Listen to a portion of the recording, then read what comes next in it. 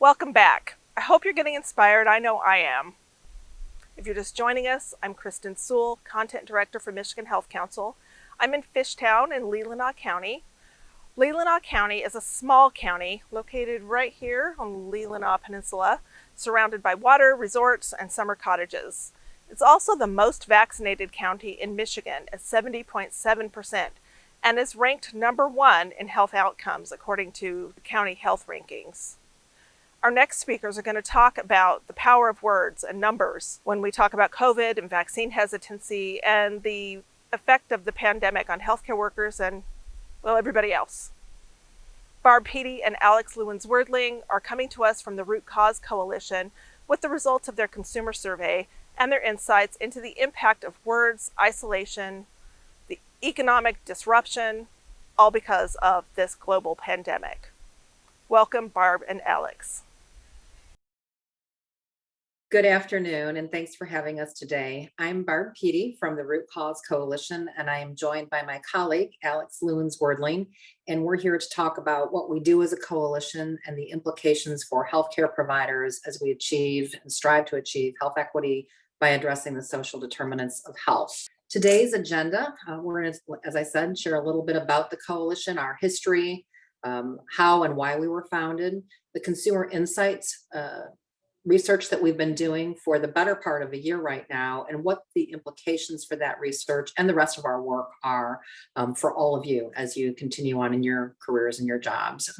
We've heard the phrase a lot in the last 18 months, we're all in this together, but this really is work that takes a village. It takes a cross-sector organization like the Root Cause Coalition.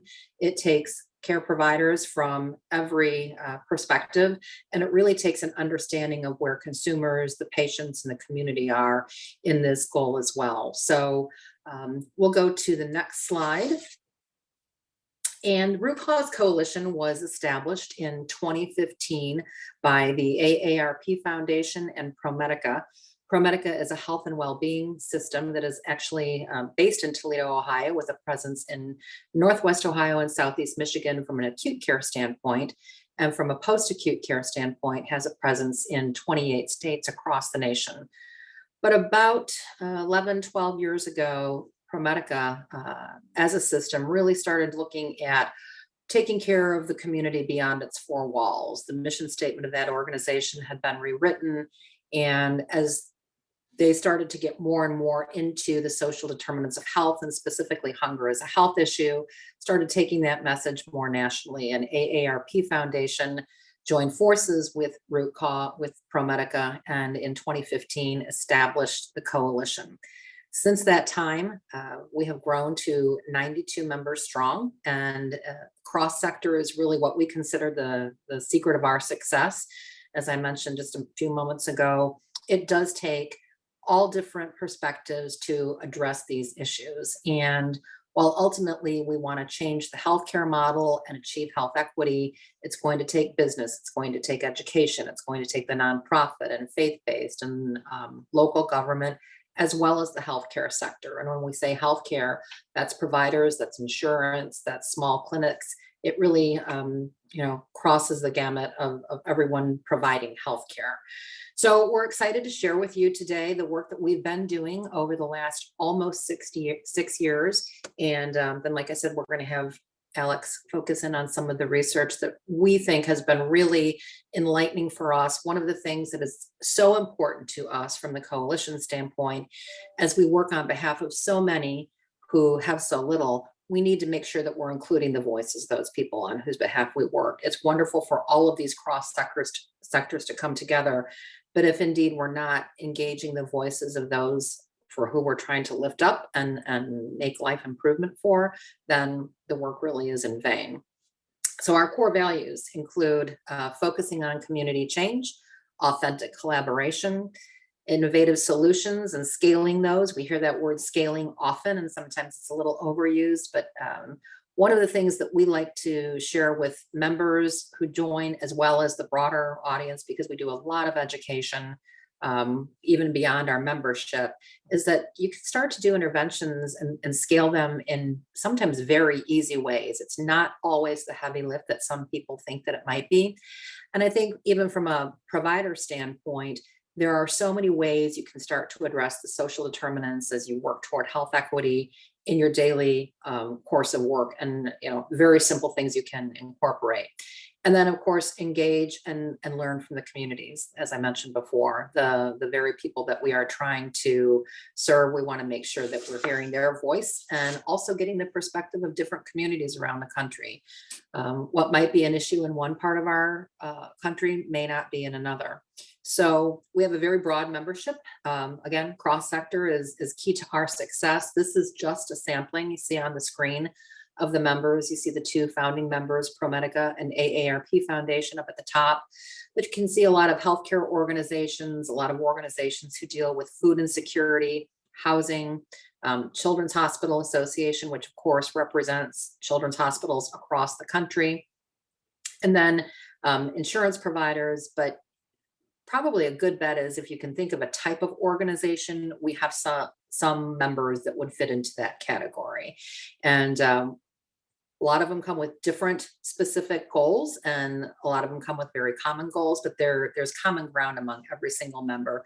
And you see on the right-hand side of your screen there, among other items that we focus on are food and nutrition security, housing stability, systemic racism, financial security, access to transportation that is safe, educational opportunities, and then, excuse me, social isolation and loneliness. And certainly that is something that we're very focused on. We're long before the pandemic, but with everything that happened, excuse me, in 2020, the isolation that I think so many people felt, this is really something that we need to underscore and continue to address.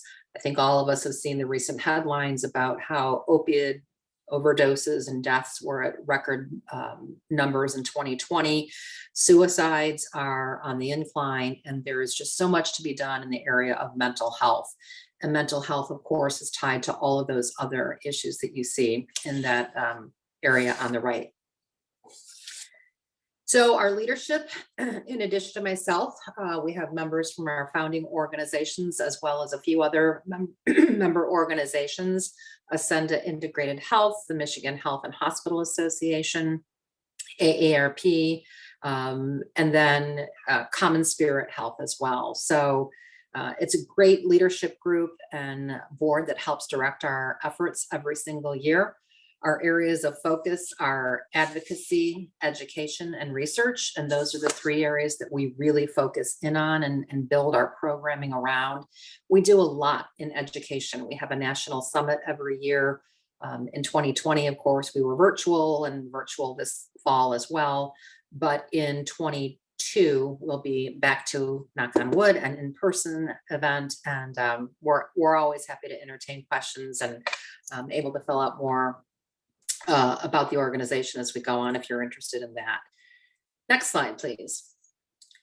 So in 2020, the coalition released what we call the Status of Health Equity Report, and it really highlighted the work of many of our organizations and what they're doing to achieve health equity, whether it might be some very specific community programming, programs that could be replicated regionally, or even partnering with others across the country.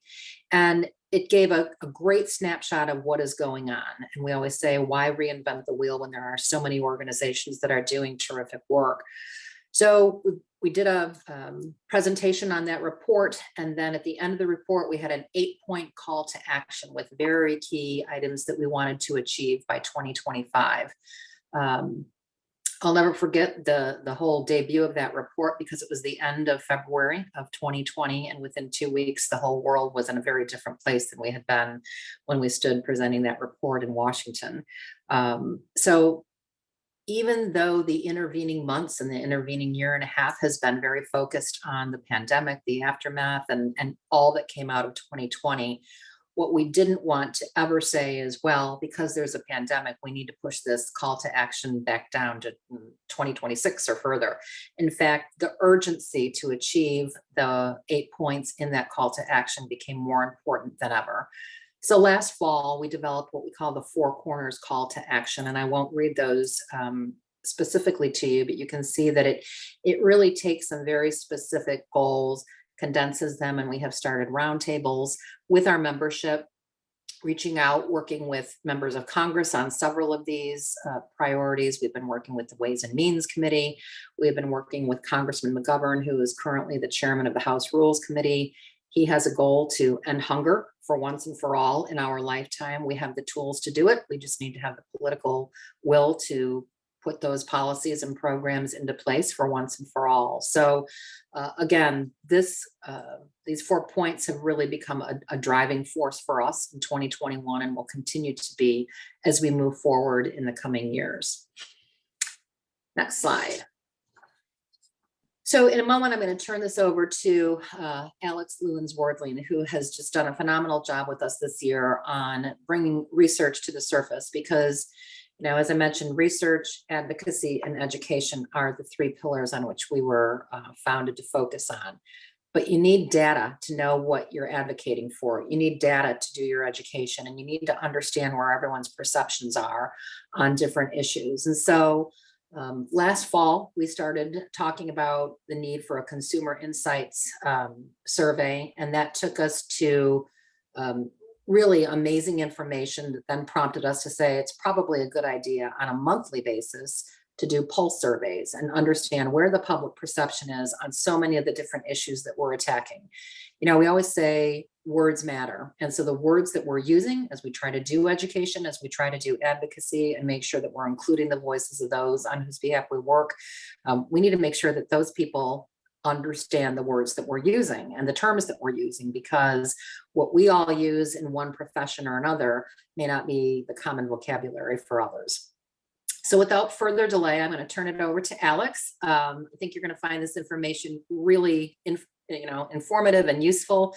And then we'll come back at the end when we'll do some Q&A. So Alex, turn it over to you. Okay. Thank you so much, Barb, and thanks for that great setup. And I was about to say too, as Barb was sharing that 4 corner slide, that the research that we do within the coalition is not done in its own research track. It is really designed to help elevate the other pillars of root cause, whether it's education and awareness raising or advocacy and policy making. And so the research that we do is very applied.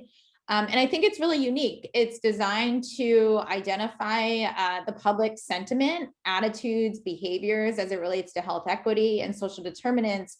And like Barb said, it really helps us. It informs our strategy. It informs our overall communications. And again, like Barb said, the data is really used to elevate any number of issues, whether it's federal programs like SNAP and WIC, whether it's the broad issue around health equity and health justice, but the data is just increasingly helpful as we build out our policy and education agenda.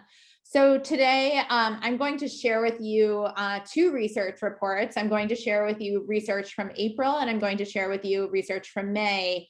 But know that we have several studies on our website. They're all publicly available. They're all free to download, and we encourage everybody to use the data. So please have at it and take the data that's most helpful for you in your work. And by all means, please be in touch with us if you have ideas or thoughts about future studies. Barb also alluded to a study that we did that was very informative around how we communicate around social determinants of health. That was released in January. It's available on our site. I'm not going to go through it today, but if you are interested in the communications aspect and just general awareness of these terms, I encourage you to look at that report as well. So I think without further ado, I'm going to dive in, and then at the end of the session, I know that we'll have time for Q&A. So if you have further questions about the data itself or any of the demographics, please do ask in the chat. Okay, so a couple of these questions, as I walk through the deck, we've started to trend over time, and then other questions are new each month that we do these surveys. Stay tuned as well for surveys that we fielded in June and July. Those are forthcoming, likely to be released early fall. And those surveys will show really strong support for federal programs like SNAP and WIC. And I think more than anything has been instrumental in just showing public sentiment around equity broadly and food insecurity specifically. So I'll dive in here. This first question we asked, have you had COVID? It's a question that we'd like to trend. And here you can see just over 10% of the general population that we surveyed was an online sample of about 1,000 adults, 18 plus, nationally representative, said that they have had COVID. And you'll see in the May survey that it's nearly identical. Okay. So we also wanted to know, and keep in mind that this was April, it was right around the time when vaccines were more widely available. It was less of that period of a scramble. And so we wanted to see who's been vaccinated and who's waiting to be vaccinated, and also who doesn't want to be vaccinated at the moment. So we see about 45% of the population that we surveyed in April said they were vaccinated, and that skewed older adults, largely because the vaccine started with older adults. And then just to point out, in terms of vaccine hesitancy, we saw a significant uptick in non-college educated, more female and lower income individuals. Okay, we also wanted to ask about comfort level. So obviously during COVID, a lot of our behavior changed. And we were curious that once individuals are vaccinated, among those who say that they're willing to be vaccinated, what would they feel comfortable doing? And again, these numbers might change as time goes on and behaviors evolve the longer that someone's been vaccinated. So just to highlight a couple here, and you can see the dark green indicates the percentage that said that they feel completely safe. And then the light green is I feel somewhat safe. So going to the doctor or healthcare professional in person, I thought it was interesting that only 4 in 10 said that they would feel completely safe. If you group in the somewhat safe, you get the majority of individuals surveyed. Same thing with going to a pharmacy, roughly equal numbers. And then seeing other vaccinated individuals indoors. If you scroll down the list, you see where people feel a little bit less comfortable. For example, towards the bottom, flying in an airplane, going to a gym, and taking other forms of public transportation. I think this will be a really, really fascinating one to ask again come the fall to see how these behaviors may have evolved over the past couple of months. All right.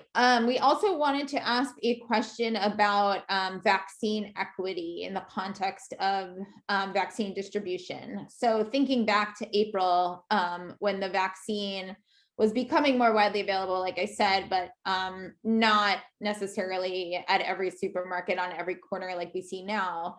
We asked about prioritizing vaccines for certain communities, and you can see here, and I think it's heartening to see that over half of the population that we surveyed said that communities with higher total cases should receive preference for the COVID-19 vaccine. This was significantly, if you take out the 56%, among that 56%, it was higher among younger individuals feeling that way, and then the 65 plus significantly less. All right, so who did individuals rely on for information about the vaccine? So a quarter of those surveyed said that they rely, or they ranked number 1 in the survey responses, that they rely on the CDC. That was higher specifically among college educated. And then television news, which was about 19%, or 1 in 5 was higher among non-college educated. So I think it's important as we think about how to disseminate messaging where certain populations or individuals are going to for information about the vaccine. And I think that's still highly relevant. In terms of trust, about a third of those surveyed said that they trust the CDC the most, followed by their healthcare provider, nurse, and then you see a pretty significant drop off. So family and friends, one thing that's kind of interesting about family and friends, and this tends to happen in lots of surveys, it's family and friends are highly relied on, but they tend to be a less trusted source. And so you see doctors and agencies like the CDC as the most trustworthy. And then you can see down towards the bottom, 6% saying drug companies, only 2% saying, pastors, rabbis, etc. And then similar percentage, very low, social media. We also wanted to ask about whether or not individuals went to their doctor's appointments and then other sort of outcomes that people had or challenges that people had over the past year plus now. And so you see about a third of individuals said that they did not go to their routine doctor's appointments. Interestingly here, it was among those who were higher income and college educated, was significantly higher for those who skipped their routine doctor's appointments. About a quarter of individuals, and I think this data is so striking, said that they had a decreased salary income. That's just a huge number. That number skews higher towards those who are under 45 and those who are college educated.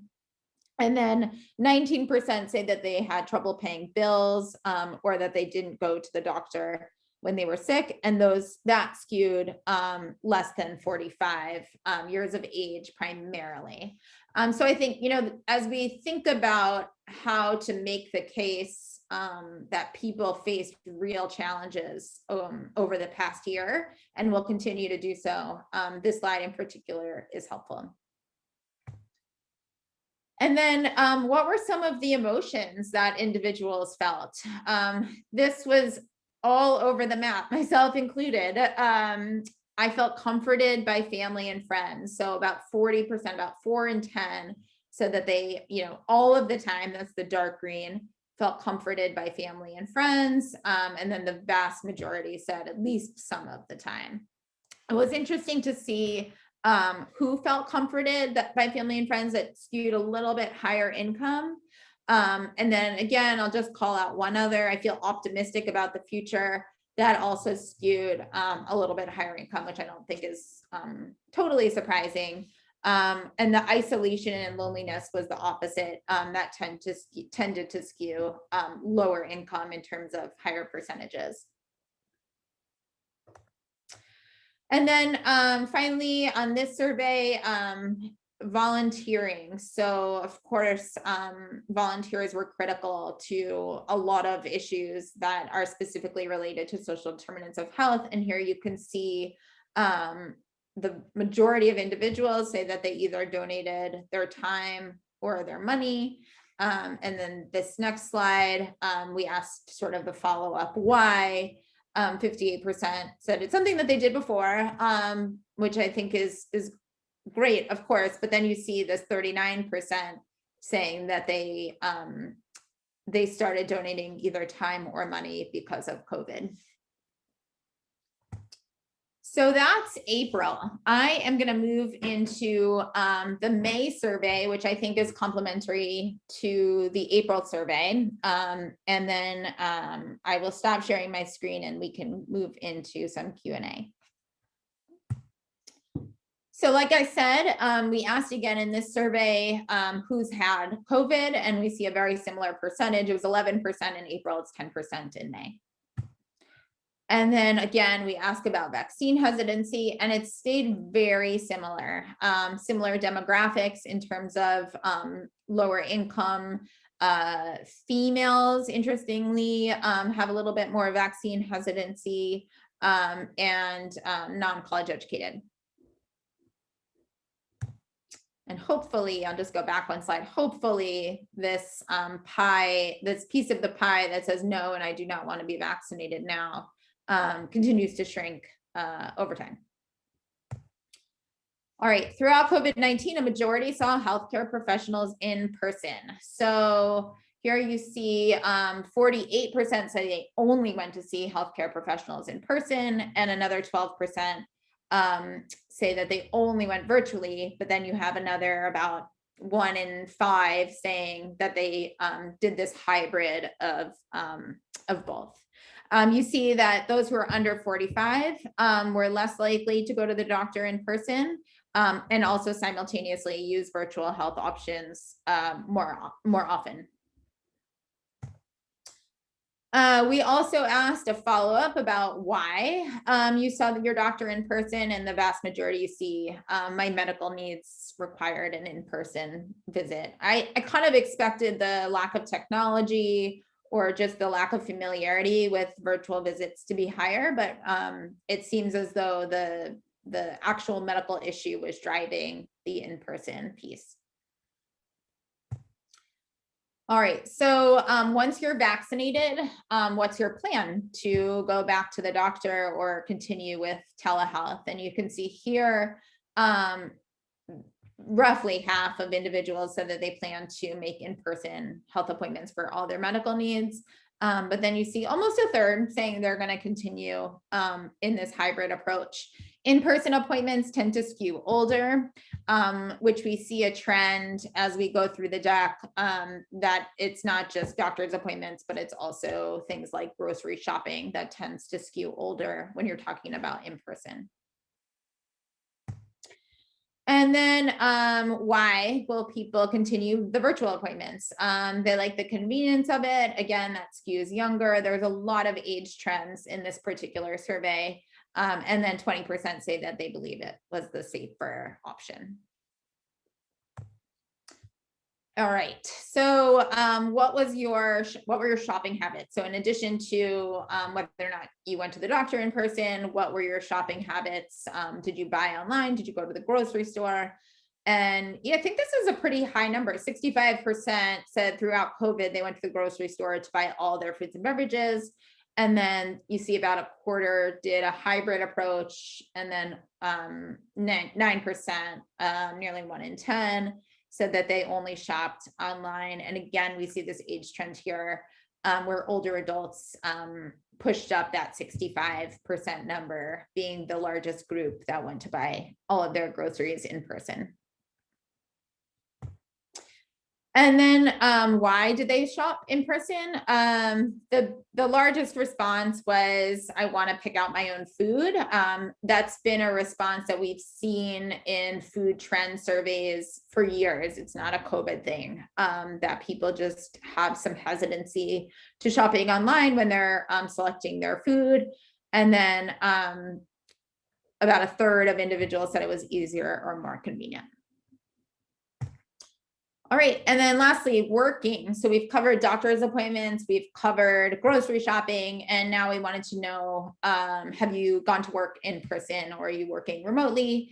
And you can see here, about half of individuals surveyed said that they did not go in at all to the office or work in person.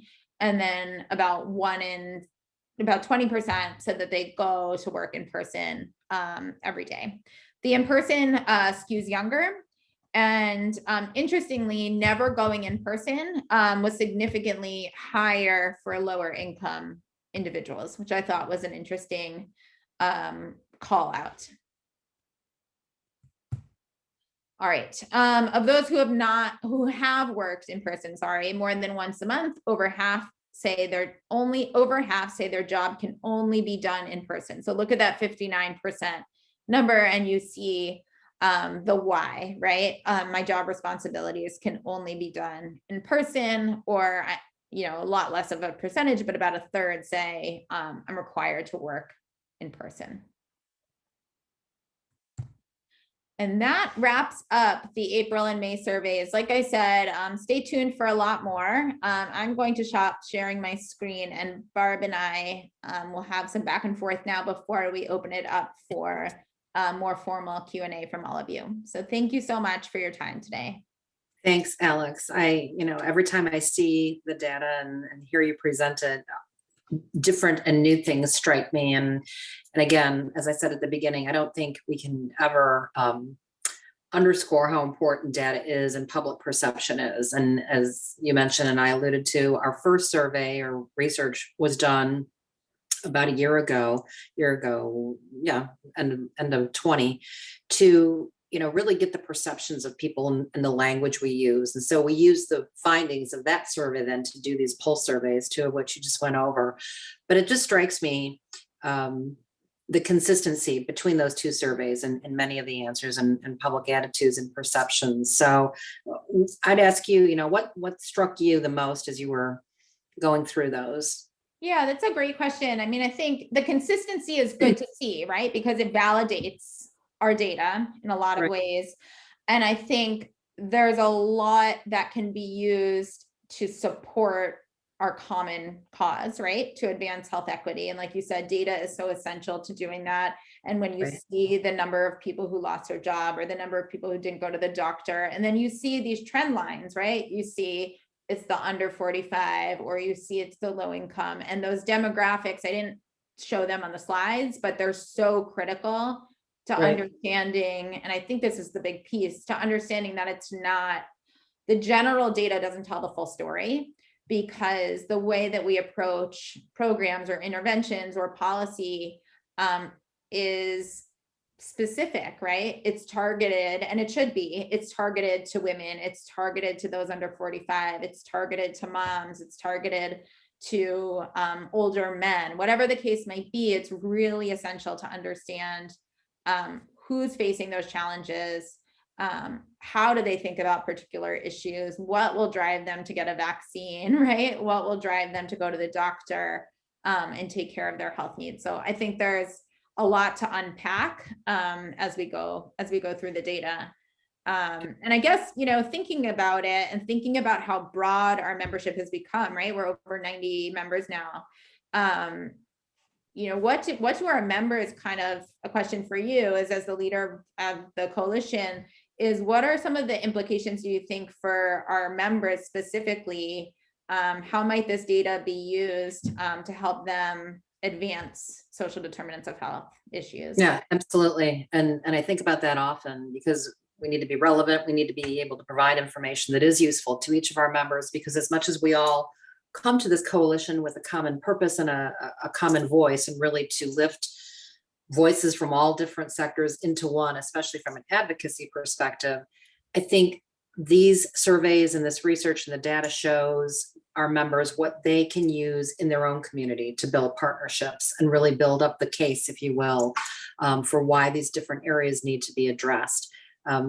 There is education in all of this. There is an understanding of from where people are coming from. And so if I'm a healthcare system in a city and I want to start working with my schools or my local government, or, A to Z, whatever that organization or group of organizations in which you want to start to develop partnerships, I think this data can be really informative and useful.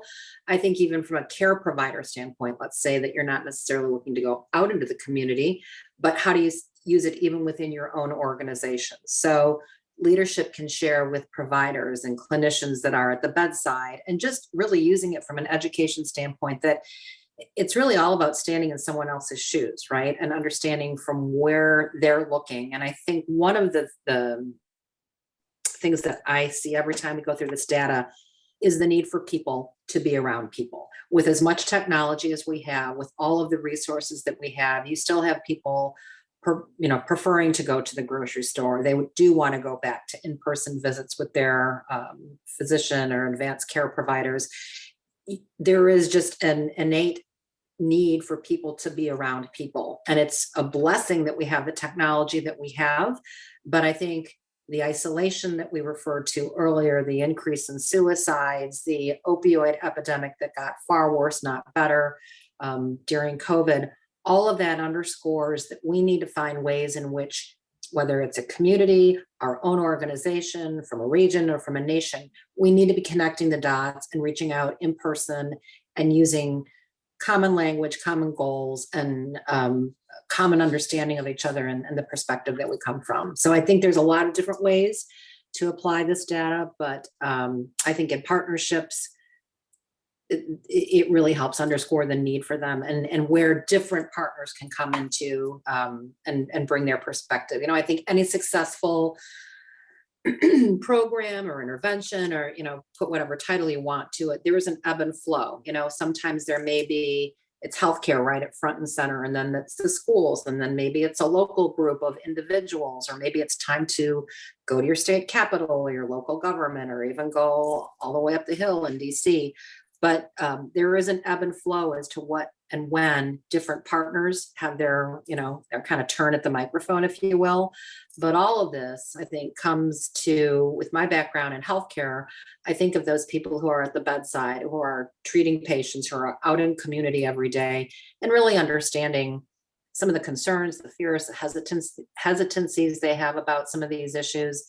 And just with the breadth of data available, how do you really distill that information down to make it useful and apply to every person as well? Yeah.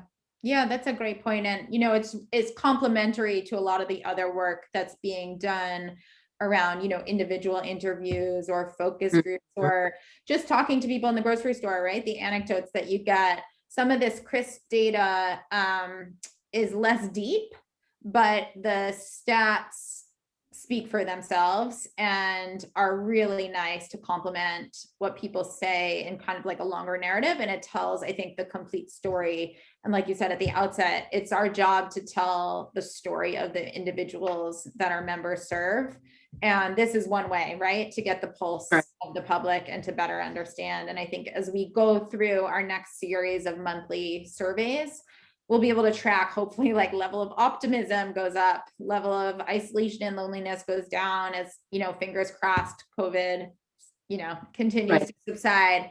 We'll see what happens. But I think there's a lot to track over time, which we will continue to do. And then there's a lot that's evolving on the policy landscape, and there's ways that our data can help inform our advocacy work. So I guess I'll end with this last question to you, Barb, is just, knowing that advocacy is such a big piece of what the coalition does and such an important component, how have we used this data to help support our advocacy agenda? Absolutely. So in a lot of different ways, but again, if you're going to go to a lawmaker, especially at the federal level, and I really believe that ultimately it's going to take policy to make swift and lasting changes. I think the programs that communities do and individual organizations do are phenomenal, and we need to use those as the models that we want to lift up and then turn into policy. But ultimately, I think it takes blanket policy. And so we need to have this data. We need to show what the perception is, what the understanding is, and what the desire is. And I think one of the surveys that you can point to for that, it wasn't part of what you went through today, but as you know, we did some surveys on food insecurity and hunger across the country, and what people's perception of hunger is. And the response was overwhelming.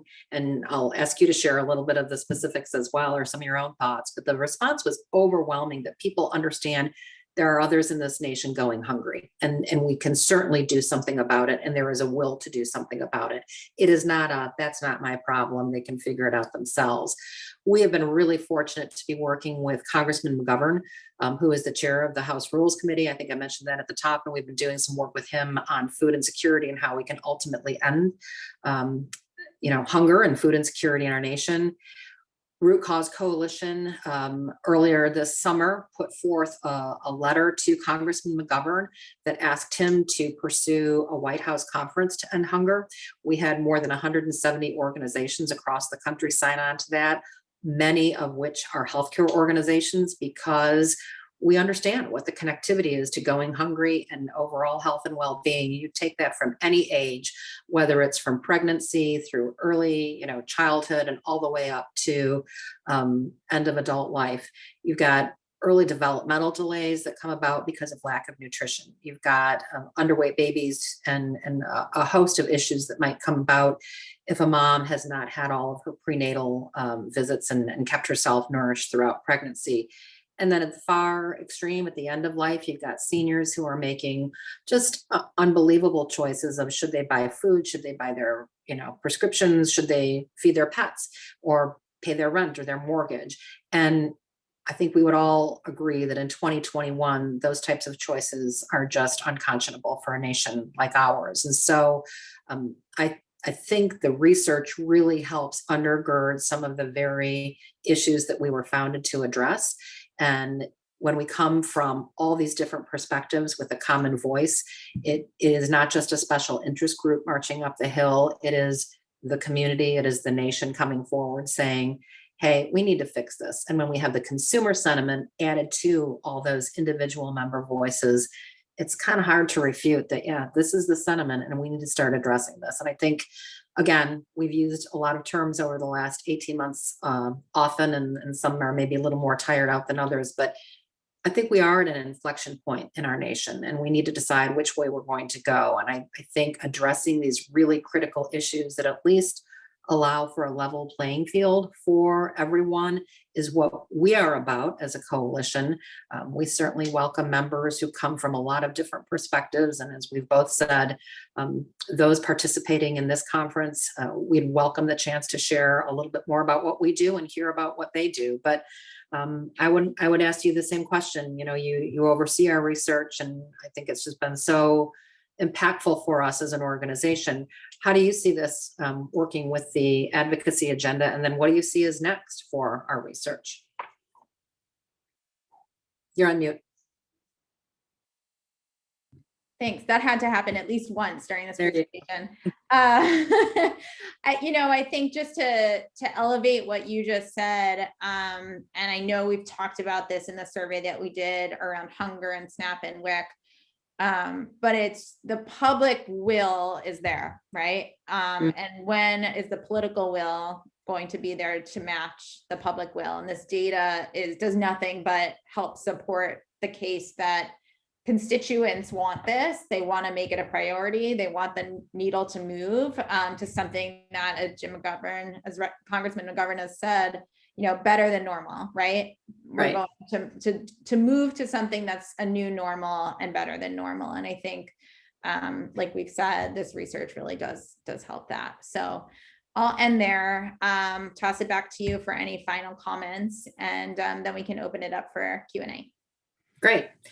I think that's what we wanted to cover today. I really appreciate, all the work that you do. And again, I think this research is really insightful and can be used in a number of ways, and would encourage anyone who wants to delve a little deeper. I know I speak for Alex when I say that we would be happy to jump on a call with any participant, take a spin on our website at rootcausecoalition.org and see the work that we're doing. There really is application in so many ways for just about any field within healthcare to, apply this to your daily work and the individuals with whom you work and who you serve.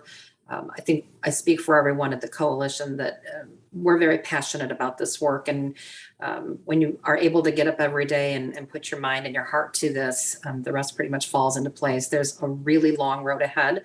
No one is delusional about that, but again, we're at a point in this country where I think if we continue to put our voice forward and continue to push that this doesn't need to be a left or right, a red or a blue issue, that this is really about human dignity and human worth. And I think that's something that we can all and should all agree on. And so we look forward to the questions. And if there are any other bits of information that we can share, we're absolutely happy to do that. So thank you so much. Thank you.